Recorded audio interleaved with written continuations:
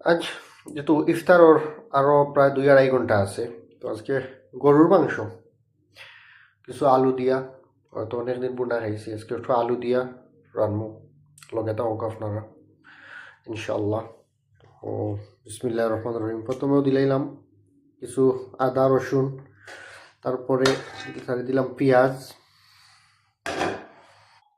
ও তারপরে কিছু টমেটো, কারণ টমেটো দিলে একটু টেস্টি হয়। এরপরে তখন কিছু গরম মশলা। তো আপনারা জানাইবা প্রত্যেক প্রবাসীও পাক শাক করা লাগে নিজে নিজে, তো আপনারা জানাইবা কীরকম হইল। এখন দিমু কিছু বাকর রান্না খাওয়া হয় বেশি বাসায়, কিছু বাকর দিলাম, তারপরে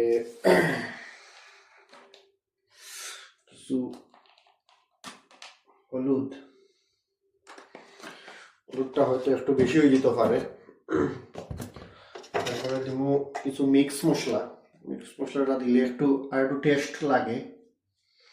কিছু মিক্স মশলা দিলেই না, মিক্স মশলাটা সামান্য একটু বাড়তি দিলাম যেহেতু গরুর মাংস। এরপরে লাস্টে যেটা দিব, তো আমরা একটু মরিচ কম খাই, এর কারণে পরিমাণ মতো মরিচ,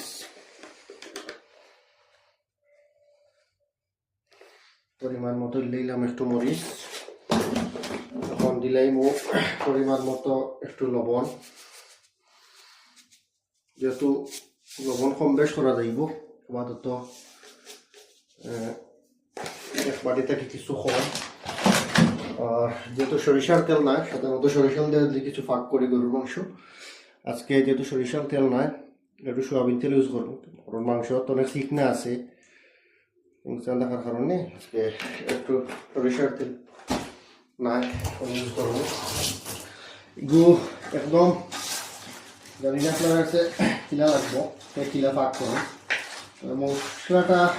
মাংসটা তেমন পুরানা নয়, একটু হাজমা মাংস, তো আপনারা দেখাইলে একটু মিক্স করিয়া আমরা 20-25 মিনিট রাখি দিই।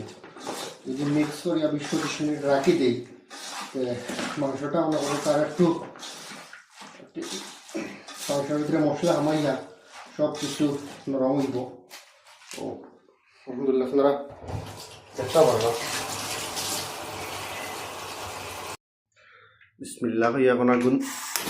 এখন একটা আগুন দিলাইলাম, প্রথমে অবস্থায় একটু কম রাখবো।